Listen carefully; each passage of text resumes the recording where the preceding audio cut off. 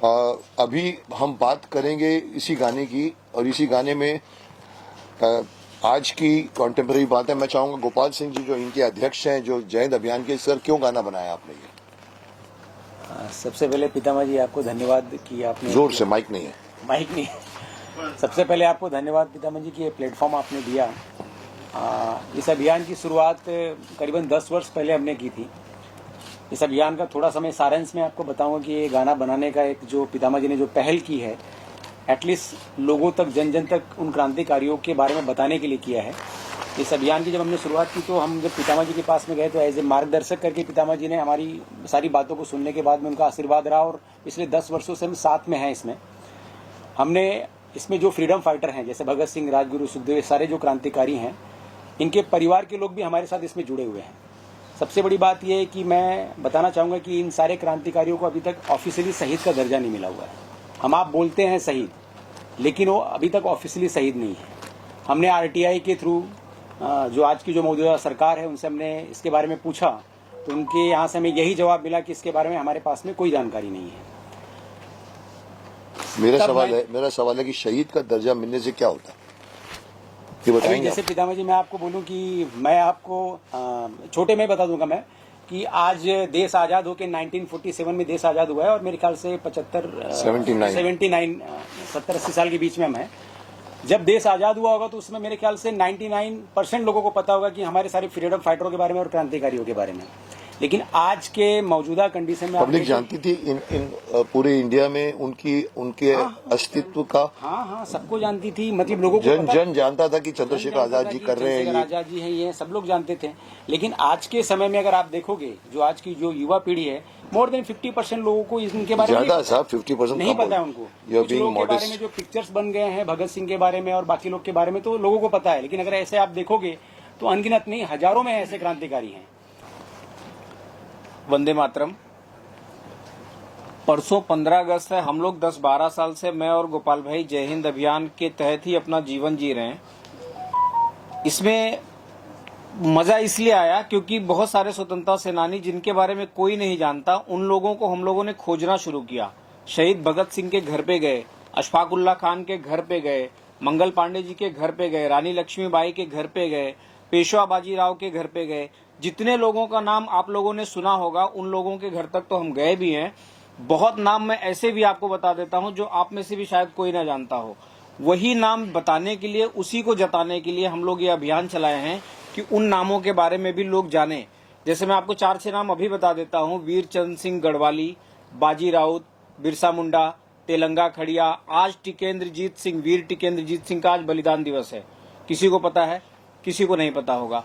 इसका दिक्कत है ना कि सिलेबस में डाला ही नहीं गया। सिलेबस में हम लोग जो पढ़ते हैं वो ईस्वी सन 15वीं शताब्दी के पहले की बातें हैं या 16वीं शताब्दी के बीच का जो 100 वर्ष का कालखंड है ना, वो लगभग मिस कर दिया गया। जबकि हमारे योद्धाओं का इतना बड़ा इतिहास है, अगर वो पढ़ाया जाए तो पहली से लेके 12वीं तक के बच्चों को आप स्वतंत्रता संग्राम के बारे में पढ़ा सकते हैं।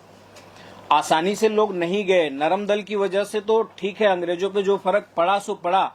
1950s में ब्रिटेन के प्रधानमंत्री एटली हमारे देश में आए थे। उनको किसी ने, पत्रकार ने, आपके जैसे ही किसी ने पूछ लिया कि आखिर आप लोगों को गांधी जी ने भगा ही दिया, तो एटली थोड़ा सा मुस्कुराए, बोले देखिए गांधी जी को आप लोग महात्मा मानते हैं, हम भी उनका बड़ा सम्मान करते हैं, लेकिन जो भगा दिया वाला शब्द है ना, ये हमको भगाया था बोस ने। हम लोग डरे थे सुभाष बाबू से, क्योंकि वो जो आजाद हिंद फौज 50,000 से ज्यादा का सेना उन्होंने तैयार किया था और वो खुद भी अदृश्य थे। हमें पता ही नहीं था वो कब कहां से हमला करके कहां हमें मार देंगे। और फिर द्वितीय विश्व युद्ध में भी हम परेशान थे। ये 2-3 कारण बने हमको यहाँ से भागने के, क्योंकि तुम्हारे लोगों ने हमको मारना शुरू कर दिया था। और मार कौन रहा था? भगत सिंह मार रहे थे, राजगुरु मार रहे थे, सुखदेव मार रहे थे, मदन लाल धिंगरा मार रहे थे, सावरकर जी मार रहे थे। इन लोगों से वो लोग डरे हैं। आजाद जी के बारे में इन्होंने मुझे बताया, एक बात आप सुन के हैरान हो जाओगे कि चंद्रशेखर आजाद था। ये सिर्फ चंद्रशेखर आजाद के सिवा कोई नहीं जानता। कोई नहीं जानता। Can you imagine? आज हम विजिटिंग कार्ड देते हैं, फोटो छपवाते हैं, वो साहब जिंदगी भर इस भीड़ में अगर वो यहाँ बैठा हो, किसी को नहीं मालूम होगा चंद्रशेखर आजाद बैठा है। और यही एल्फ्रेड पार्क में उनकी जो मौत हुई, जिसको हम कहते हैं कि अकेला उन्होंने गोली मारी और इतने लोगों ने जाके घेरा, आधे घंटे तक उनको बोलते हैं एक बंदूक से उसने इतने लोगों को कितने घंटे रोक के रखा, 32 मिनट तक रोक के रखा। किसी की हिम्मत, किसकी हिम्मत, उसका एक निशाना नहीं चूकता था। वो आदमी को का जो खौफ था उनके अंदर कि भाई चंद्रशेखर, उसको कहते हैं, मैं ये बात पब्लिकली आज लाना चाहता हूँ, लोग जानते हैं, कुछ लोग नहीं जानते हैं। लास्ट डे में नेहरू जी को मिले थे वो, am I right? थोड़ा संदेहास्पद है। संदेहास्पद है, बस सुनिए साहब। और उनके पास जब आप गए, उन्होंने कहा कि बैठे जहां पर हम कहते हैं प्रयागराज, आनंद भवन, और नेहरू जी को कहा कि मैं चंद्रशेखर आजाद हूं। उनकी भी आंखें खुल गई। बोला ये है कि आप भगत सिंह आजाद जी को, अभी भगत सिंह बस फांसी की सजा पर, हमारी 3-4 डिमांडें हैं। एक तो हमें पैसे चाहिए अपने काम में करने के लिए, एक भगत सिंह के लिए कोई करिए कि उनको रुकवाइए उनकी फांसी को, ये आप ही कर सकते हैं। और उन्होंने कहा कि ये जो मैं वेट करता हूँ वहाँ पर पार्क में, आप मुझे बताइएगा। और वो जाकर वेट किया और बात लीक हो गई कि वहाँ पर चंद्रशेखर आजाद। अब किसने लीक किया, आप खुद दिमाग लगाइए। और पहुंच गई गाड़ियां वहाँ पर, और आधे घंटे वो खुद हैरान थे कि वो पहले तो उन्होंने लगा किसी और के लिए आया, क्योंकि कोई जानता नहीं था। पता लगा धीरे धीरे 1, 2, 3, 4, फिर उन्होंने अपने दोस्त को बोला तू निकल जा, और एक बंदूक लेके उसने कहा साहब वो आदमी को भारत रत्न दे दो। तो साहब भारत रत्न का सम्मान है, चंद्रशेखर आजाद का सम्मान नहीं है। इतनी महानता चंद्रशेखर आजाद जी की। लोगों को लगा होगा कि ये गाना जो है वो सुना है आपने कहीं ना कहीं। आपको लगा, कितने लोगों को लगा कि ये गाना आपने सुना है, इस तरह का गाना सुना है? आओ बच्चों तुम्हें दिखाएं झांकी हिंदुस्तान की, इस वन करो ये धरती हिंदुस्तान की, वंदे मातरम। जागृति का फेमस गाना, मैं बच्चा था, हाँ, अभी भट्टाचार्य ट्रेन में लेके बच्चों को घुमाता है, कमाल का गाना बन गया था साहब। हमने वो गाना एक्चुअली शान की आवाज में, अभी तक शान की शान में शान नहीं आया अभी तक, और हमने गवाया वही गाना। मैंने कहा चल इसको, वो जमाना गया, आज के जमाने के बच्चों को बताते हैं। चलो हमने कोशिश की, दिक्कत की, चलो बनाते हैं गाना, और हमने वही गाना गाया। मैंने कहा मैं आता हूं और मैं गाऊंगा। अभी उस वक्त अभी भट्टाचार्य थे, बच्चे थे, आज शक्तिमान के बच्चे शक्तिमान बनकर शायद ये गाना गाएंगे साहब। रिकॉर्ड करके बनाकर हम लोग पहुंचे। अब मुझे बताना चाहिए कि नहीं बताना चाहिए, मुझे नहीं पता, क्योंकि मैं थोड़ा बेबाक हूँ। So how do you want to amplify this song? How do you want to take it to colleges, Gen Zs, schools? Is there any marketing plan or strategy which you have planned? I am slightly weak in that, but मेरी team बनी पड़ी है, और वो राहुल भी मेरे पीछे है। तो कुछ न कुछ करो ऐसे।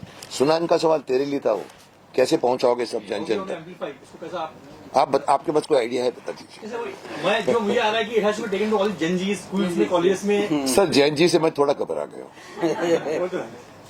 मैंने कई बार एक बार कहा था सर ये जैन जी है। मैंने कहा जैन जी क्या? बोला सर हम इसलिए ये फिल्म बनाते हैं क्योंकि ये देखना चाहते हैं। मैंने कहा साहब इसलिए नहीं आप बना रहे हैं कि वो देखना चाहते हैं, वो देख इसलिए रहे कि आप बनाते हो, आप चेंज करो तो वो भी देखेंगे।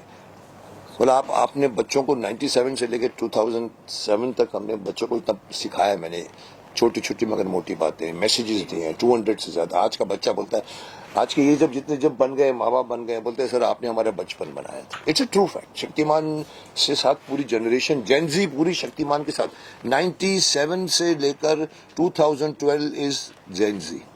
97 जन्म हुआ शक्तिमान का, 2007 तक चला, तो जेन जी साथ में पड़ी हुई है साहब। वो बोलते सर आपने हमारा बचपन बनाया, यू मेड अवर चाइल्डहुड। मेरे को एक बोलते सर आज के टीनेजर्स को आप सिखाइए ना कुछ करके। मैंने कहा देखिए मैं औरों की तरह नहीं बात करता, मैं अगर इन टीनेजर्स से बात करूंगा ना, जो गूगल लेके घूमते हैं, पेट में दर्द होता तो मेरे पेट में दर्द हो रहा क्या लूं? बोला इनो ले लो, इनो लो साहब। गर्लफ्रेंड के साथ बैठकर पूरी फिल्म देखते हैं जाकर बीच पर साहब, वो अपने दादा दादी का नाम भी भूल जाएंगे, माफ करना। जिस तरह से जनरेशन भाग रही है, बोलते हैं क्या 500 साल पुरानी क्या बात करनी है साहब। तो मैंने कहा मैं अगर उनको सिखाऊंगा ना तो मैं पकड़ूंगा उनको, इधर आ बैठ, इधर बैठ और सुन, ये मेरे पूर्वज हैं, ये मेरे बाप थे, ये मेरे दादा थे, ये मेरे क्रांतिकारी थे। I have to tell them and this is thing the government should do it. जो इन्होंने कहा कि सिलेबस में डालिए, इस गाने को जेन जी तक पहुंचाने के लिए हाईटेक यूज करके we have to give it to the schools. जैसे अभी वंदे मातरम गाने को पॉपुलर करने के लिए या बनाने के लिए रूल पास हुआ है कि पूरा दिखाया जाए गाना। पिछली सरकार ने सिर्फ दो दास के चार अंतर दिखाए थे, क्योंकि बाद में आता था तुम्ही देवी तुम्ही समथिंग, बोले ये हम देवी वेवी में नहीं मानते, और मान गए थे वो लोग उस बात को। साहब नहीं, गलत बात है। वो गाना पूरा बना है और सरकार ने पास किया है कि हर जगह में जनगण मण के पहले ये गाना बजेगा और सारों अंतरे दिखाए जाएंगे। ये इस तरह का करना पड़ेगा गवर्नमेंट को कि कुछ न कुछ करके ये भी गाने को करवाना। आइए। सो कहीं ना कहीं मैं समझता हूँ कि ऐसे गाने आगे आने चाहिए सिलेबस में।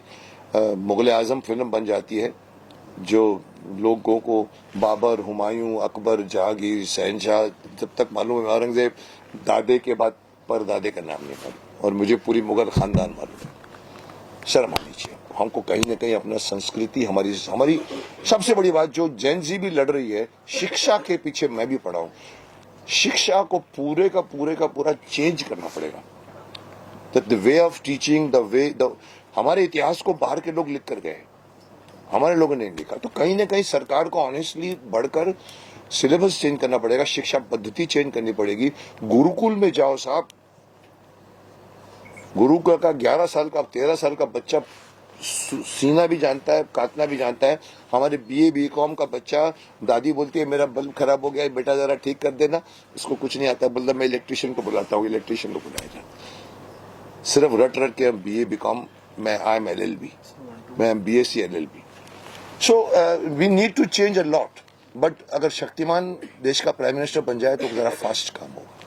सर, अभी आपने चेंजेस की बात की है, जिसमें शक्तिमान ने बहुत लोगों को इंस्पायर किया। आपने एक इंटरव्यू में कहा था कि जो हमारी रिलीजियस स्टोरीज है, महाभारत, रामायण, तो मतलब आपने कहा था कि 7+ में जो एकता नाम का महाभारत आया था उसमें 6 पैक्स वाले एक्टर्स थे। तो आप मतलब ये बहुत ही बड़ी बात है कि एज एन एक्टर आप ऐसी चीज पे क्वेश्चन नहीं, देखिए आज का जो प्रेस मीट है वो इनके लिए है, इस गाने के लिए है। एक और गाना वेट कर रहा है। Let us not talk about Shaktimaan, let us not try to open my mouth and give things which have already spoken. मैं थोड़ा स्मार्ट बन गया इस मामले में, क्योंकि लोग मेरे को ट्रोल करते हैं, मैंने कहा करो कोई फर्क नहीं पड़ता।